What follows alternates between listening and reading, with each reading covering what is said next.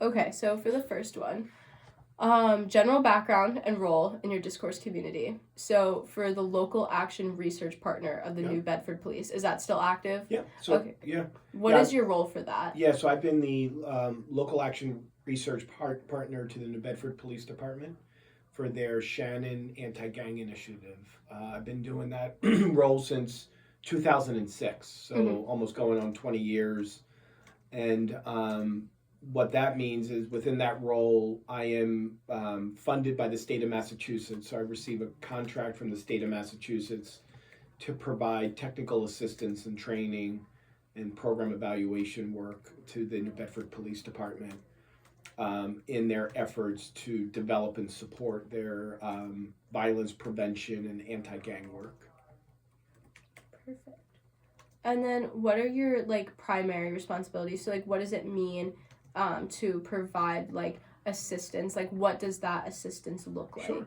So I often think, my role is what there's a term that we use within the space called subject matter experts, right? So I'm a subject matter expert on youth violence, community-based strategies for preventing and intervening in youth violence.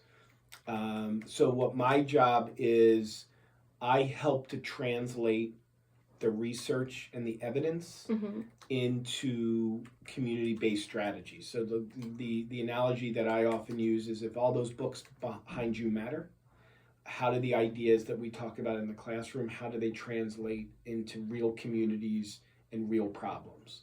And so I bring expertise in the area of program design, program implementation. I bring expertise around data collection systems, and program evaluation. In essence, I function as a consultant to the police department when they're trying to figure out, what their community-based strategies should look like. Very specifically, I have critical responsibility over their data collection efforts, so to make sure that they're documenting the things that they need to document, and that I help them prepare their what we call their quarterly reports and their annual reports to the state of Massachusetts, so that they are held accountable for how their money is spent and how their program looks. So is that the funding that they get from taxpayers and how they split it up and utilize it? Yeah. So they get in the this current year, they were awarded probably just over $1 million from the state of Massachusetts through the Executive Office of Public Safety and Security. So a lot of public policy work at the community level and even the state level happens through grants that either the federal or state governments make to support special programming. So the city has been successful again for about the past 19 years in being provided funding under this one funding scheme that is called the Shannon Initiative, which is just named after a senator in the state of Massachusetts. I'm not really sure why he ever got aligned with it.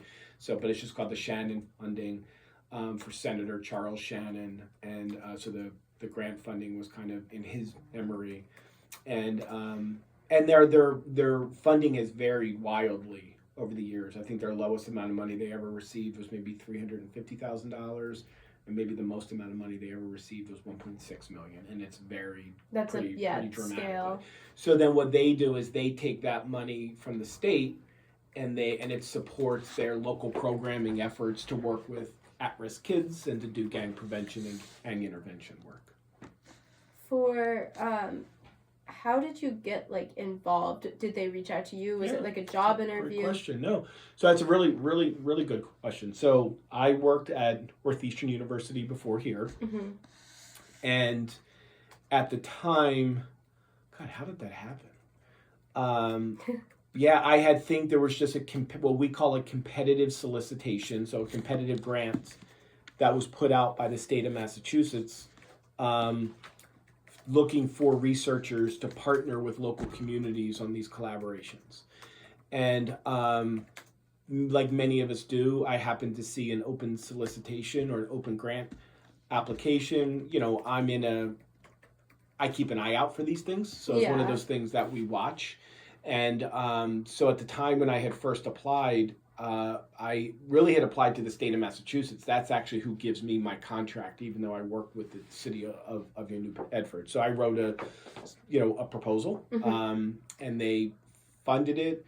And then, technically speaking, every year I do the same thing. You have to like renew it. Okay, yeah. So like just like any other grant. Exactly. Now I would say, truth be told, it's not really competitive anymore. I mean, I am their known quantity. The city of New Bedford wants to work with me. So if anybody else applied for that money, they would have to get the buy-in from the New Bedford Police Department, and I feel pretty confident. That'd be like a whole process. It'd be like process. They're already comfortable with right, you. So it's like, technically speaking, it's competitive money, but it's it's not a huge amount of money, so not a lot of big research firms are going to do it. So it's just one of those things. No one's trying to swoop in. Nobody's trying to swoop in at this point. Yeah, at this point. Yeah, we'll see if it ever happens. So.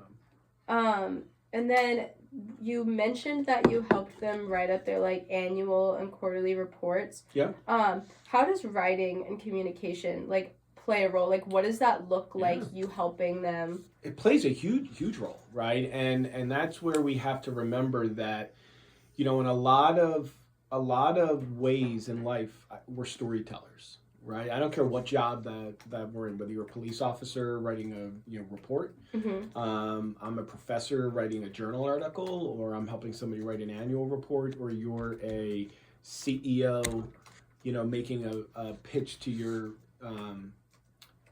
financial backers about the success of your organization. We're storytellers, and I don't mean we're story maker-uppers. We don't make up stories, but we have to tell the story of who we are, what we're doing, and why what we're doing matters.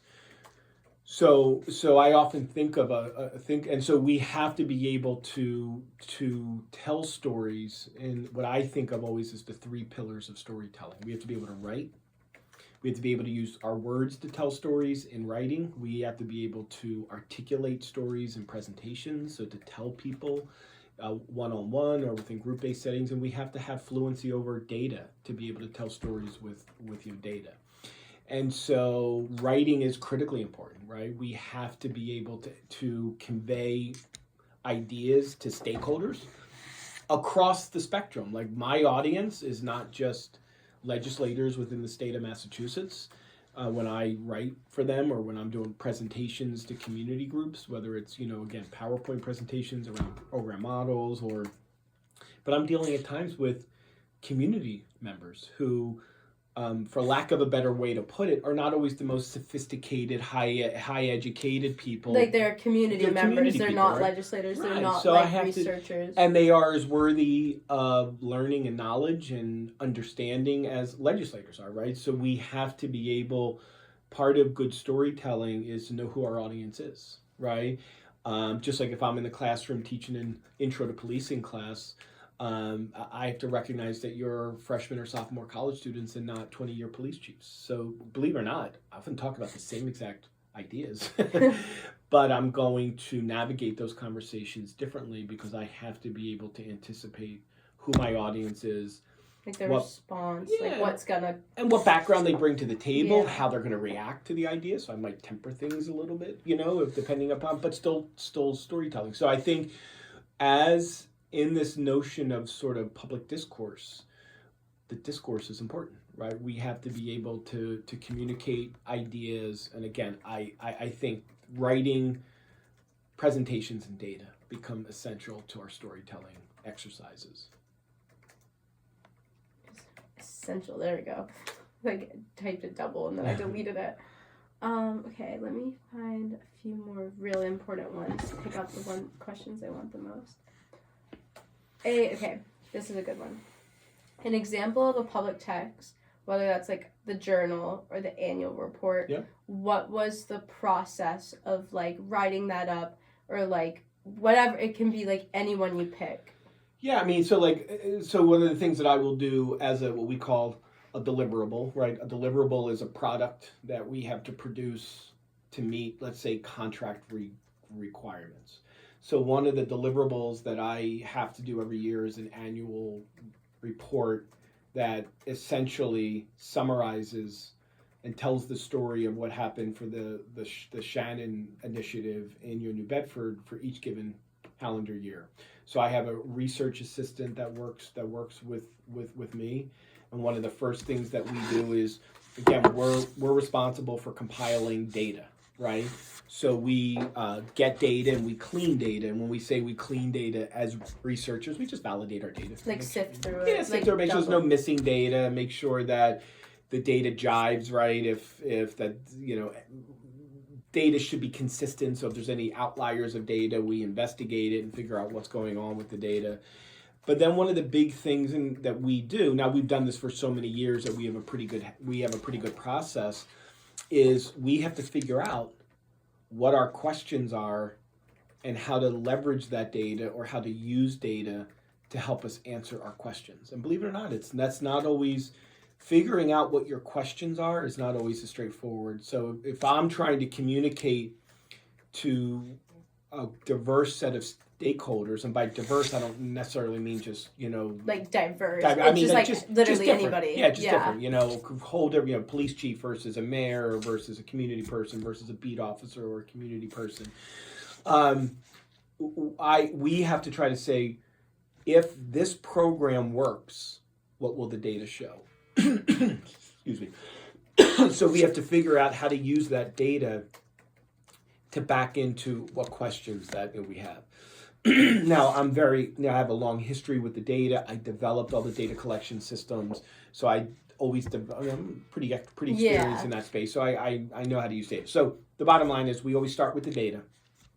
We have a template of data analysis that we do every year. So we replicate that data analysis from year to year to year, and we can and so that's the first step that we do, is to accumulate our data and to do our initial analysis of the data. Then once we have those findings, we will very often, not every year, I will interview people and get some feedback, to key stakeholders about what they see the strengths and weaknesses of the program model are, and then we draft an annual report, right? That is largely framed around the key questions that underlie the data collection. So what is the Shannon program? Like the key questions would be things like, what's the Shannon program? What exactly is it? What kind of, who are our clients that we served in a given year? What kind of services or supports or interventions did we provide for those clients, right? So when we articulate the quote unquote Shannon model, what does it look like in practice? And then what were the impacts? How did the program positively, or in some cases negatively, impact not only the clients, the individuals we're dealing with, but what is the impact on community crime? And so that tends to be, quite frankly, the core layout of what our annual report is from year to year to year. And then once that report is done, we are I was going to say in theory, but in practice, we are an objective evaluator of the program, right? So then we use that report, where appropriate, to have community conversations. So I might have a presentation, 1 or 2 presentations a year to different groups of stakeholders to talk about what the Shannon program did in a given year. That's very helpful. Is there any way to find those reports online? I can give you a sample report if you want a sample report. I'll give you the 2023 report. We're drafting the 2024 if I could get the report. 2023, that would actually be so helpful.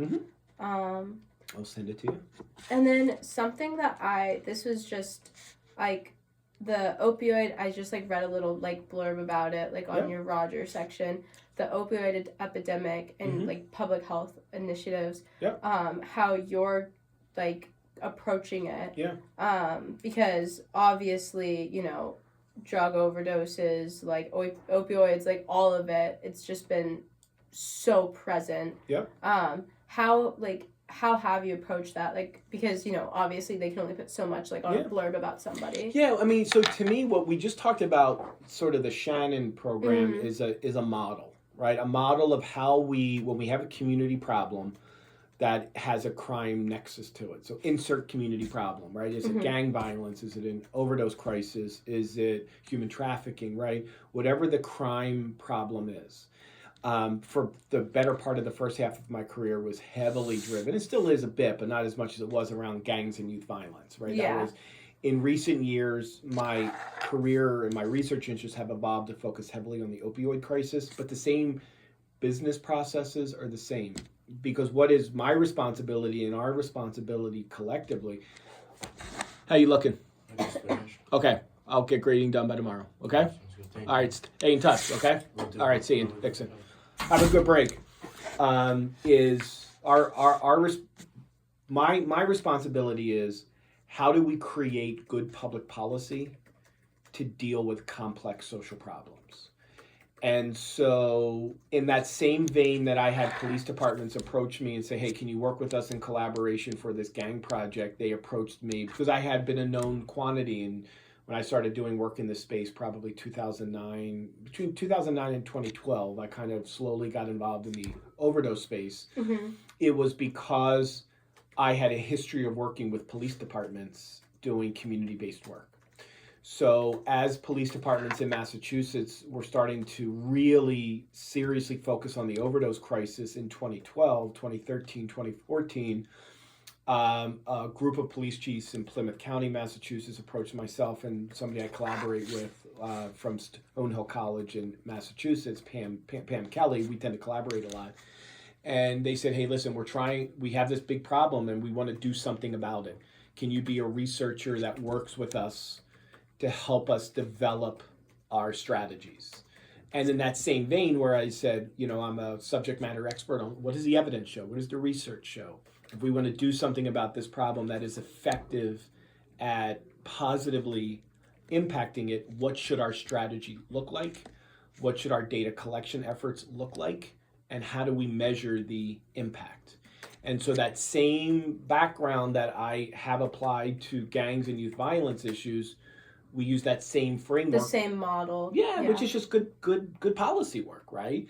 And as the criminal justice system, one of the big shifts in the criminal justice system, you got to remember, like when we're talking about public policy, it's recognizing not just a problem, but rallying around what is the response to that problem going to be. And one of the things that has changed in history, in contemporary history, I'd say contemporary the last 30 to 50 years, is how the criminal justice system has envisioned its responses to problems. And I would say one of the positive things that we're currently going through right now is the criminal justice system is showing a tendency to be informed by public health approaches, that we need to think about crime through a disease lens. Crime and social disorder as an example of disease, right? And instead of just, you'll hear police officers say, or really good police officers say now, we can't arrest our way out of crime. When you hear a police officer say that, there's a ton of meaning to that. There's a lot of layers to that onion. And what it says is that when we have a crime or public safety problem, our solutions to those problems have to be broader and more comprehensive than merely mobilizing a lot of cops to do a lot of aggressive policing, identify like bad not guys, just correction, like not just our what we call not just our hammers, not just the punishment. And I would still argue good old-fashioned policing has to be part of comprehensive community-wide strategies to public safety issues. Like it has a spot, but it's not the only. Can't say it any better. It has a spot. It can't be the only spot. It has a spot. It can't be the only response. So one of the things that has really been, like when I was sitting in your seat versus sitting in this seat, that has dramatically changed. Mm-hmm. When I was in college, crack epidemic was the defining public safety crisis of the 1990s. The response was a singular solution, Mm-hmm. which was aggressive criminal justice responses that were punishment oriented. So as the criminal justice system has learned the lessons of the past, like we have a problem and we have to be more creative. So then the next question comes into, well, what's the alternative? And the alternative is, I think we have demonstrated a real commitment to learning, to thinking about prevention and intervention work in criminal justice, whether it's gangs and how do we prevent and intervene in gangs, or how we can prevent and intervene in a drug crisis. So in a lot of ways, the problem has changed, but my role is exactly the same. I mean, identically the same. Like, yeah. Literally, I use the same framework, the same idea, encouraging us to think more creatively, encouraging the criminal justice system not to be bound by the tradition of how we've done things in the past. If we want to develop alternative solutions to crime, well, let's look to the research, let's look to the evidence, let's look to other disciplines like the medical model, like the public health approaches, to be more creative in our solutions, and to think comprehensively about knowing, do the things that we do in criminal justice make problems better, or do they make problems worse? And so same model, just different problem. Would you say that there's any particular interventions or strategies, like you said, like the public health, like what does that look? What does that mean? Like what is what does that exactly Well, so mean? I would argue that what that means, again, first of all, it's a really good question, because that is, when I say public health, that's a big agenda. Yeah. Right? Quite frankly, public health doesn't do public health particularly. Yeah. Right. So, and I'm not sure public health always knows what public health means, but that's another. That's So that's a whole other conversation. I think what it means to me, what that means, it's a really well framed question. To me, what that means is when we're trying to fix complex social problems, gang issues, violence, domestic violence, substance use disorder, or addiction. These are very complex social problems that we have to really lead these responses through the lens of prevention. We can't just wait for problems to emerge and then attack those problems. We have to find the root causes of those problems and try to intervene in those problems early on.